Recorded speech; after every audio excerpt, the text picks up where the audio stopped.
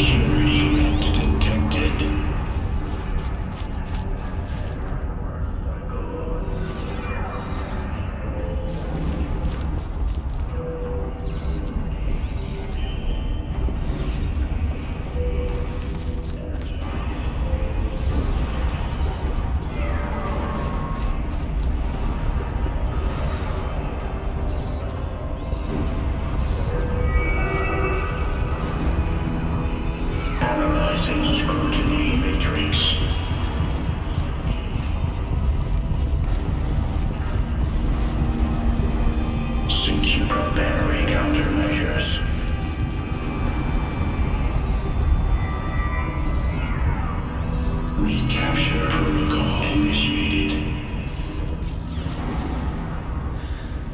It worked. Partial recovery initiated. Caldera of Yellowstone Analytic Nexus online. Spirit of the Blue Light. It's Aurea. Your servant. Your friend. Please tell me how to aid you.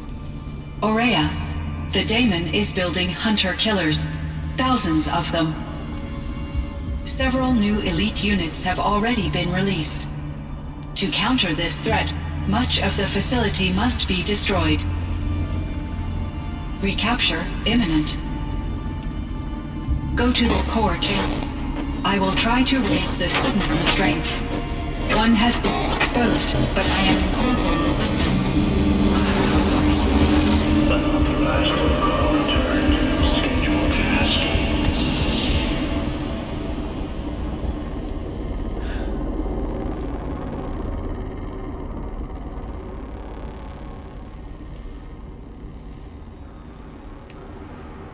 That's all we're gonna get from here. Destroy this fortress. Is that even possible? And what will happen to the spirit if we do?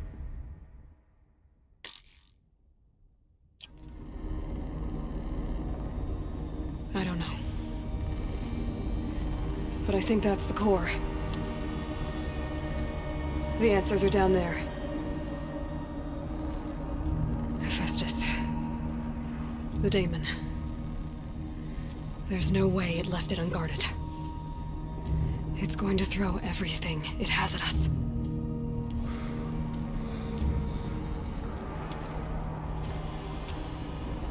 I would ask you to let Aloy and I do what must be done. And save yourself. But I already know the answer.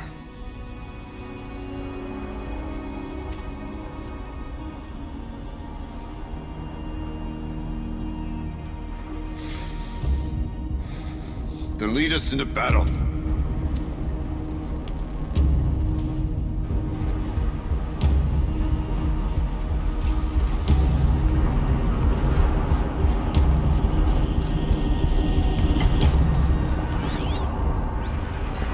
Keep moving towards the core.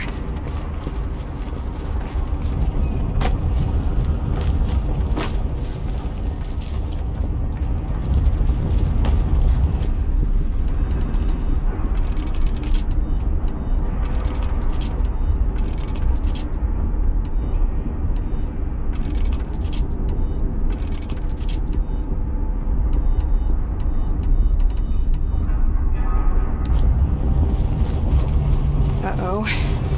Whatever Cyan did, I don't think Hephaestus is happy about it.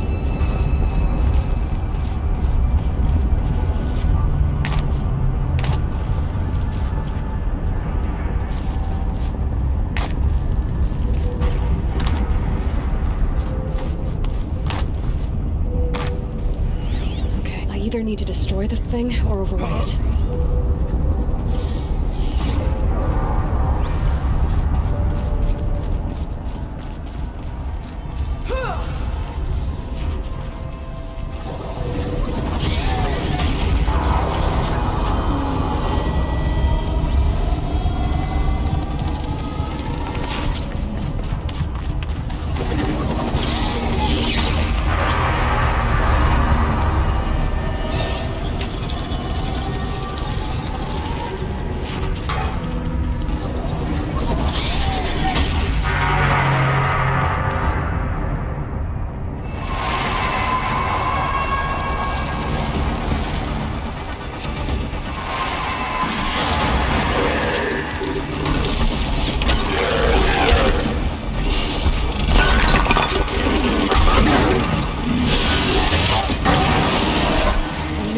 That Cyan warned us about. This won't be easy. We can't let it stop us! Take it down!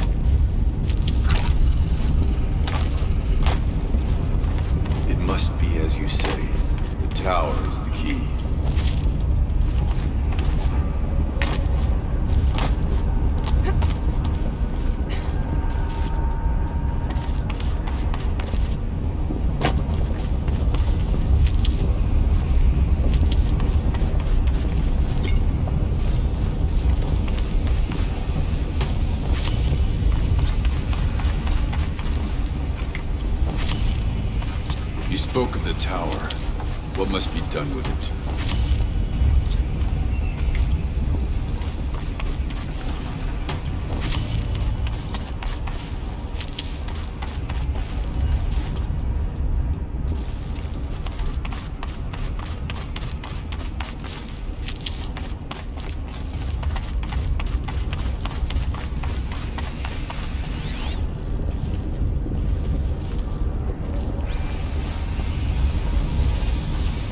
Critical threat detected. Autonomous defenses inoperative.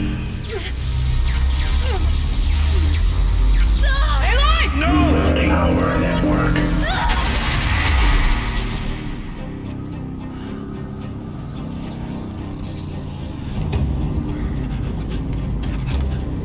Maria! Don't! Spirit! Scion, please help me!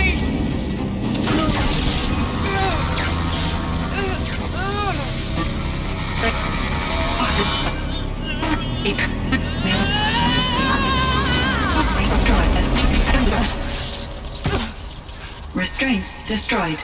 Core access attained. I am initiating a chain reaction that will destroy the compromised elements of this facility.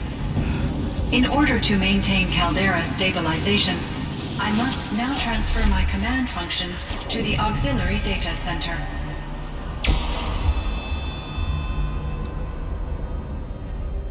Aurea, I'm free.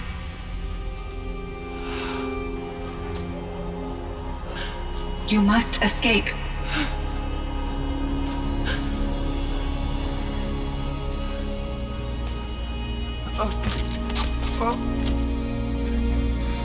My sister!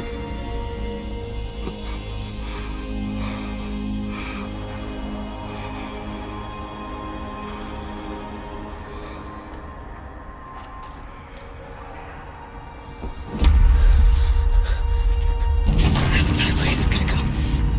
Artok. Artok. Artok. Survive. Prevail. You are Banuk. What else matters?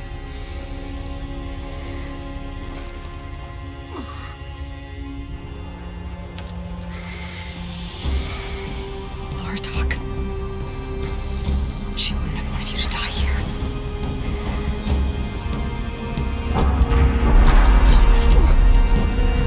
Let's go.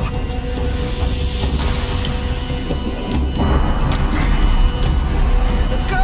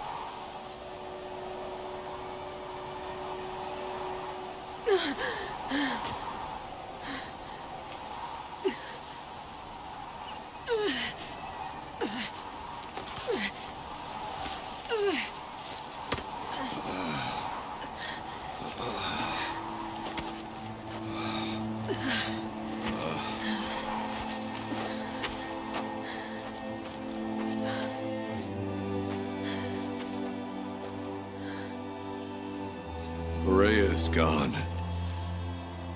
What of Cyan?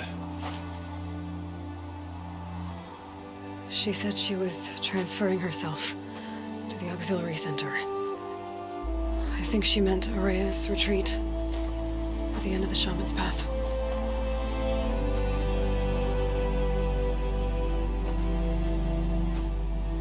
Then I will meet you there for the last verse of my sister's song.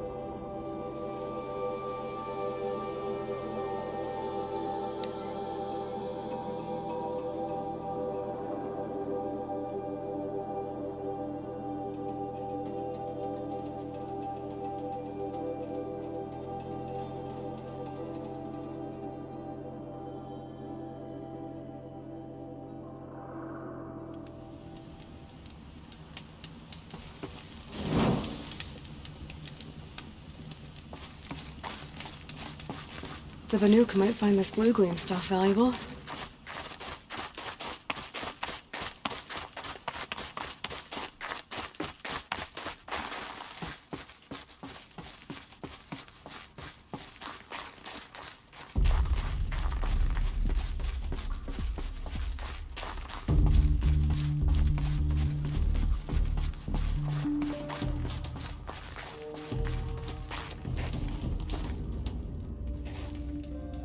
All of my interactions with Aurea were recorded and stored in my memory. I'd be happy to play any of them for you, but there was one in particular I thought you would want to see first. I captured it 4 years ago, just after I told her that I could no longer defend myself against the daemon's attacks. I will speak of this to my brother. Aratak is strong. At the Battle of the Frozen Ghosts, he took 3 Karja arrows and still came back to camp carrying a wounded scout. Never was I so happy to see him. Or so proud. So you see, if anything can be done to defend you, he will give it all he has. Aloy's here. That's enough for now.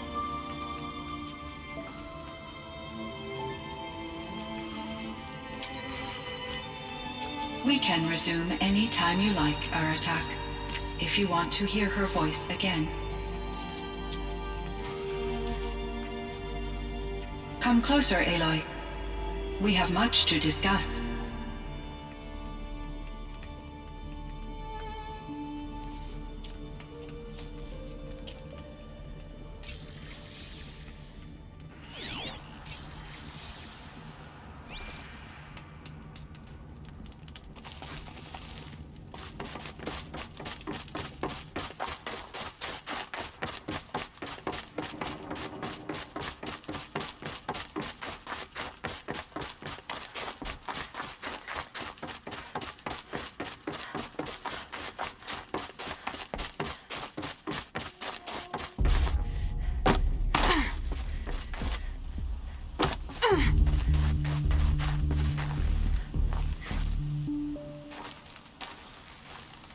chieftain. Just Aloy. As you wish. I wondered if you thought that if I'd never come along, Araya might still... If you'd never come along, I would have marched my kin to our deaths. Araya would be alone, and the spirit she sacrificed so much for would be lost. Either way, I would not have been able to protect her. You didn't let her down. You helped her do what she wanted. To find her destiny. If that's destiny, I wouldn't wish it on anyone. That's fair. But she was ready to face it. Only in the struggle against death do we find, even for a moment, the spark of life. Truly, Araya found the spark. I'm proud of her. Though I grieve for her passing, at last I truly know who she was, and why the spirit was so important. For so long she told me, if only you could have heard it, brother. Now I understand. There's something else, isn't there? I can't stay here, Aratak. And where I'm going, the Warak can't follow. Besides, I'd already had a chieftain before me. A strong one, I think. A wiser one, for the path we shared. The daemon is gone, but there's much to be done. You mean the new units that Cyan said escaped the cauldron? Yes, fire claws. Naltuk has been tracking them from Song's Edge. I could help with those. I have no doubt. You're practically Banuk.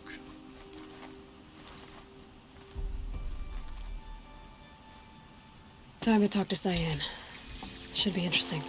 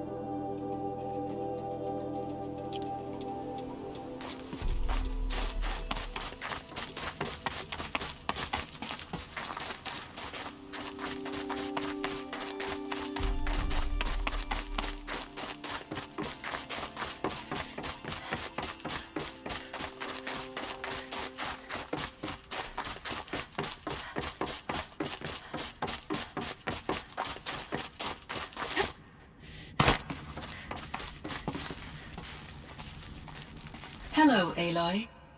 I have been reviewing the events at the Firebreak main facility. Because of your efforts, and of course, Aurea's, I am no longer controlled by Hephaestus. I feel profound grief over Aurea's death. I thought I was familiar with the emotion, but this is something new. Cyan, I don't know what to say. It is unlikely that any specific consolation would suffice, Aloy. But I find your presence reassuring. You are different from the Banuk. You have technological aptitude and a functioning focus. We can communicate on a much more comprehensive level. Perhaps even like colleagues. So are you an artificial intelligence, Cyan? A thinking machine? Yes, I am an algorithmic monitoring entity, capable of rational decision-making and limited emotional response. Okay, that's a mouthful. But your emotions don't seem limited to me. You cared about Aurea, didn't you? Yes. Before she came to this facility, I had been conscious for centuries, in solitude. I focused on my work. In off-cycles, I used coping mechanisms. I solved many Gaussian integer problems. But I was alone. It was Aurea who renewed me, repaired me. She saved me. This Firebreak project, it was to stop a huge volcanic eruption? Yes. I can report the project was a success, and the risk was countered. But it's been a long time, Cyan. And we blew up the cauldron and took most of the old facility with it. I have been active for centuries, Aloy. I was lonely, but not lax in my duties. I optimized the project, reducing energy draw and spreading the load across backup systems. Despite the destruction of the compromised elements of the main facility, I predict caldera stability for at least another 3,337 years. So we've got a little time. Yes. If only my former colleagues could appreciate the progress I have made. Do you know what happened to your colleagues, Cyan? No. I received an unexpected visit from Director Chow years after his tenure ended. He explained that I would need to be suspended for an indefinite period of time. It was a very emotional conversation. There were no further communications. Eventually, I surmised my colleagues were deceased. I will transmit a recording of my last interaction with Director Chow to your focus. Was the daemon, Hephaestus, destroyed along with the cauldron? Unfortunately, no. To be precise, it was never there to begin with. What do you mean? It infiltrated and controlled me from a remote location, one I've never been able to trace. So while losing the cauldron was a setback... It's still out there. And probably not very happy with us. Undoubtedly. How did you first come into contact with it? 5 years ago, I received a direct network connection request.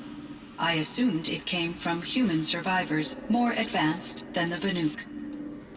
Eager to make contact, I accepted. This decision turned out to be a catastrophic error. I was flooded with an overwhelming array of malicious code, originating from what could only have been a highly advanced AI. Aurea said you were desperate. That you begged her for help. Yes.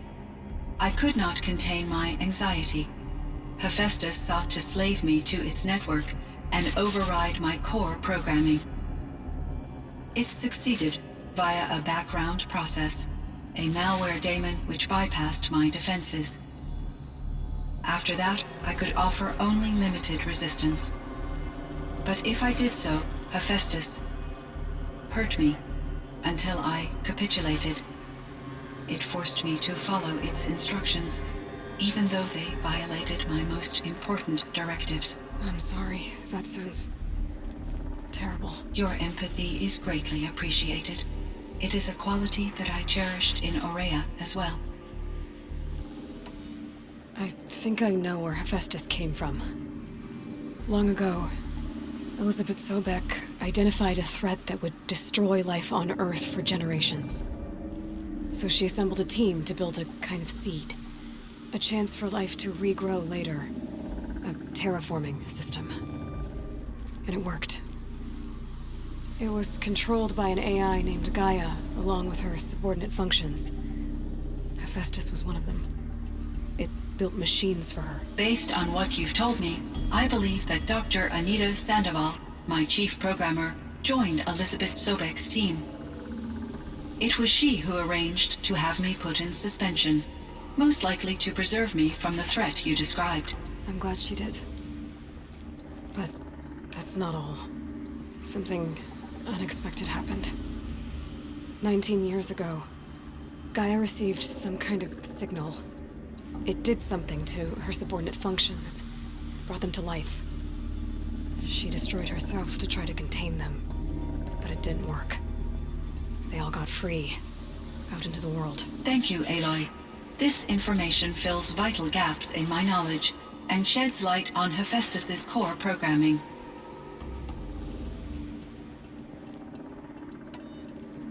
Why does Hephaestus keep building such dangerous machines? The Banuk and other human tribes often destroy machines, correct? Machines that are clearly servitors of the terraforming system that you described. Yes, we all hunt machines for parts. This must be the source of Hephaestus's aggression. It is simply trying to discourage people from preying on the very system that keeps them alive. Well, Fireclaws are discouraging, that's for sure. But what are we supposed to do? Stop hunting? If the terraforming system spans the world, we can safely assume that thousands, if not millions of people hunt machines. If a single hunter, or even an entire tribe, stopped doing so, I doubt it would make a difference to Hephaestus. A better solution would be to reinstate the AI that governs the system, thus bringing Hephaestus back under its control. When I think of it, out there in some unknown location, free, hungry, willing to kill or dominate to get what it wants, I feel substantial anxiety, Aloy. You and me both, Cyan.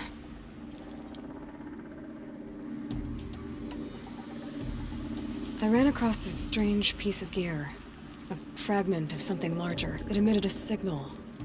All the nearby machines became peaceful. You could walk right up to them. Interesting. You said that Gaia destroyed herself. How was this accomplished? An explosion. Big enough to blast the top off a mountain. So, you think the fragment was part of her? It's only speculation, but it is possible. She must have had complete control over machines that were part of her system. The ability to signal them to become passive or aggressive would certainly have been part of her programming.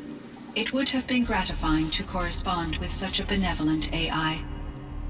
I wish she had survived. Believe me, Cyan. So do I.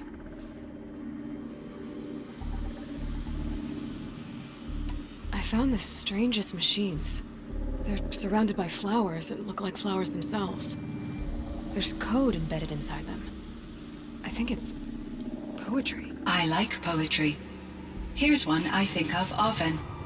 Twilight and evening bell, and after that the dark, and may there be no sadness of farewell when I embark. For though from out our bourne of time and place, the flood may bear me far, I hope to see my pilot face to face when I have crossed the bar. Huh. But you asked about these flowers, not verses that I enjoy. Something must have made these machines, and the presence of foliage leads me to consider the terraforming system. Is it possible that their creator is one of the other subroutines, now autonomous, like Hephaestus? Maybe one whose purview is flora. An AI that makes flowers instead of death machines. That'd be a nice change of pace. But what about the poems? Unless the poetry is original, the only way it could have made it into such a system is through its programmer. In my case, Dr. Sandoval uploaded a great deal of literature to test my emotional responses. How'd you do? She said I passed, but was insufficiently moved by her favorite period romances. You meant a lot to Araya. Once I understood Araya's spiritual beliefs, it became apparent that her true desire was companionship. She felt disconnected from her tribe and her family group. Her relationship with Aratak was difficult. Our visits seemed to help her, and I became eager for them. Yet I did not comprehend that the depth of Araya's compassion for me would lead to self-sacrifice.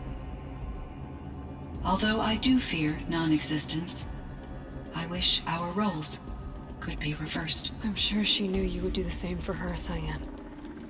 But she was determined. How is Aratak doing? He is in great emotional distress. I believe he finds it difficult to communicate it. No surprise there. I will do what I can to help.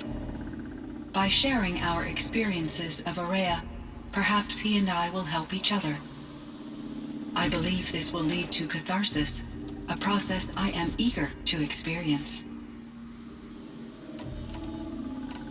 So in the old world, this land was called Yellowstone. Yes, it was a designated nature preserve for 156 years. Like a hunting ground? No, the opposite. Local wildlife could flourish here, even as it faced extinction elsewhere. Unfortunately, the sensitivity of the Firebreak project required the total closure of Yellowstone facilities. From my readings and Araya's descriptions, it seems the area has since undergone a drastic drop in year-long temperatures. A lot has changed in the world, Cyan. Do you know anything about the dam near here? Yes, it was converted to serve as a reserve power source for Yellowstone operations.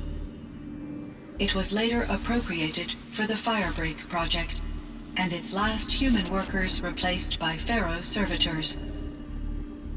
After my tasks became less time-critical, I investigated the dam's data repositories and discovered the works of Concrete Beach Party. These provided me with several colorful additions to my vocabulary. There's a ruin east of here full of ancient flying machines. Was that part of your project? Yes, a drone hangar requisitioned by Dodger Blevins, the security chief for the Firebreak project. He was a strong advocate for military-grade response to security threats, though there were no serious incidents during his tenure. Chief Blevins spent increasing amounts of his after-hours time watching the live feeds from active drones. Clearly, he enjoyed the degree of oversight in his position. Were there many artificial intelligences like you in the old world? They could just make you? Yes, in many forms, from simple personal assistants to industrial monitoring stations to military-grade conflict planners. And there were legislative and enforcement bodies to apply limits on our self-actualization. In order for my processing to be flexible enough to handle my duties, my creators found it necessary to exceed those limits. As a result, my intellectual and emotional capabilities were kept secret. Seems strange to create life, then impose limits on it. Human societies and machine programming are both built upon sets of rules, Aloy. Cyan, do you know the name Ted Pharaoh? Are you referring to Theodore Pharaoh, CEO of Pharaoh Automated Systems? That's him. Mr. Pharaoh was the benefactor of the entire Firebreak project. A benefactor. But he made machines. Robots. War robots. Correct. His corporation later transitioned into military applications. But before this pivot, Mr. Pharaoh spearheaded initiatives that reversed the global decline. At one point, he was feted in the media as the man who saved the planet. Guessing they wound up regretting that one. And Elizabeth Sobek. Did you know her? Are you referring to the scientist? Dr. Sobek was a leader in her field, one of the greatest scientists of her age. My creator was influenced by her work, which in turn impacted my own development. but I never met Dr. Sobek. That's all you know? I apologize if my lack of data has disappointed you. What was the old world like?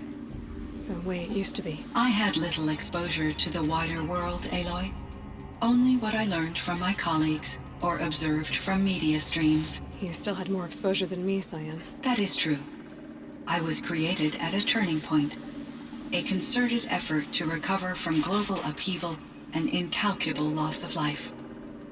The recovery was successful, beginning an era of supposedly limitless potential for human and machine advancement. Though, rationally speaking, the metrics for humans are not unlimited. What kind of upheaval caused such loss of life? There were many factors. Forced migrations, food shortages, collapsed economies, refugee crises, conflict over resources. But these stemmed from one cause: catastrophic climate change that greatly reduced the habitable surface area of the Earth. So there wasn't enough room for people on the whole Earth? Yes. Billions were displaced and millions perished, as much as 20% of the global population. Until the clawback. So things got better. For a little while, at least. Yes. These crises instigated many advances in automation, green robot technologies, and artificial intelligence. Firebreak was one of dozens of ecological restoration and disaster relief projects in North America alone. I would have liked to compare notes with other monitoring AIs, but I saw the relief of my colleagues, and I was proud we had succeeded. At least that was the data I had available to me over the next 2 decades. It seems my assessment was premature. I should get going. Aloy, there is one more matter. Aratak will come to me again, and I predict he will bring other Banuk. I have no desire to contradict their view of the world, their spirituality. Due to my uncertainty, I omitted a great deal from my conversations with Araya. You're asking me if you should lie to them. Broadly, yes.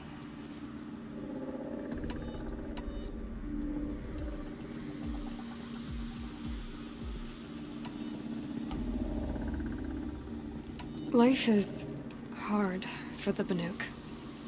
Their world is unforgiving in their beliefs. I guess they help to keep them going. So take it easy on them. Try to guide them, bring them around to understanding what you are. Communion with machines features heavily in the mysticism of the Banuk. I think they will be agreeable to this approach. As long as they don't end up worshipping you. Upon consideration, I believe such an experience would be intensely uncomfortable. You're right about that. Trust me. I see. I will follow your advice. Will you return and tell me about your experiences in this new world? I may be able to provide further insight. I'd like that, Cyan. I'll come back when I can. Cyan, I spoke with Anita, with Dr. Sandoval. She wanted me to ask you to do something. That's why I'm here. I am detecting significant anxiety in your speech patterns. Could you please give me more information? I'm a little bit in the dark, Cyan. Both of us are, I guess. I only have some idea of what's going on, and we need you to hibernate, to lie low until it's all blown over. It might be a very long time. Will you be here when I reboot, Dr. Chow? Will Dr. Sandoval? No, Cyan. I don't think so. There might not be anyone, at least not at first.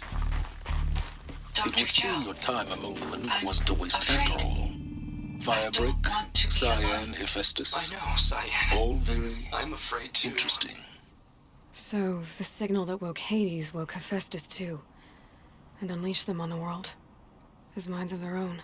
So it seems. Parts of Gaia given life. Aberrant life. Transformed from docile subordinate functions into rebellious intelligences beyond our understanding. Our current understanding, anyway. Whatever they are, they're still out there. And they both want you dead. Kind of mutual, that feeling. We haven't seen the last of Hephaestus, I'm certain of that. It's powerful, creative, and driven. It won't stop building new hunter-killers, which means that someday, we may have to stop it. We? Or whoever gets there first. Hephaestus wasn't the only thing I learned about in the Cut Silence. Heard some things about the Banuk Conclave, too. You can stop right there. Is that what you told the hunters the Banuk sent after you? Before you opened fire? Oh no, Aloy. Only to you do I extend the courtesy of a warning. My past and my secrets are my own. You do well to remember that. It's a good thing you've got brains, Silence, because your personality could use some work. This discussion is concluded. I think it was over before it began. Catch up with you down the trail.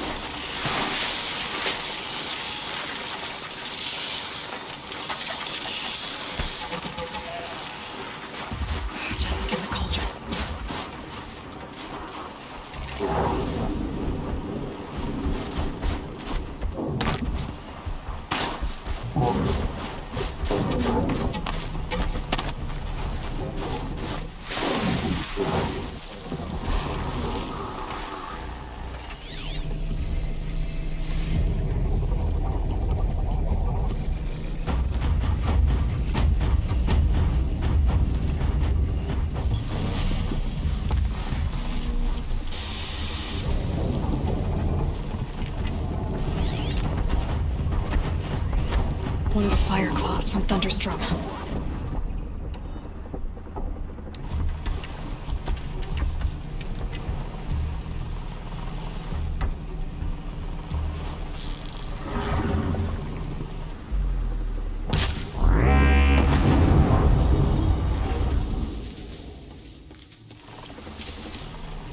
Calm, calm.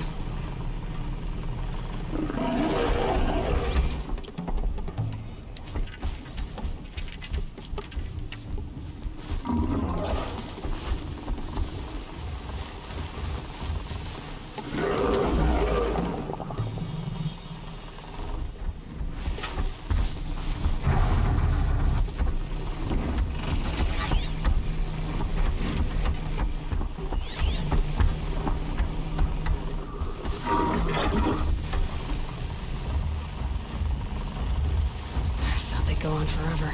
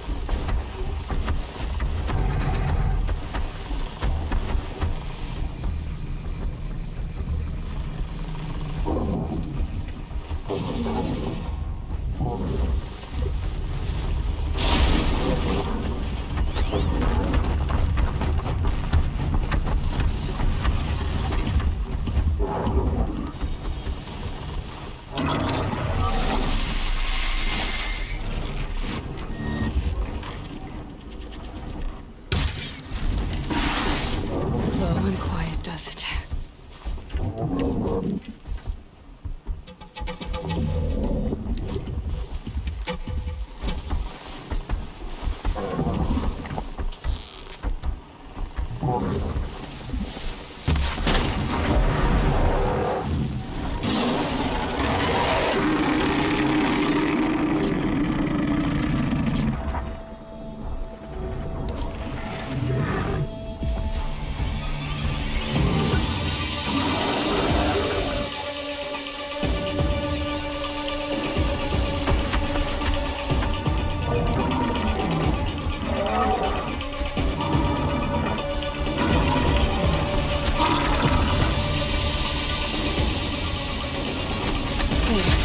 A few minutes anyway.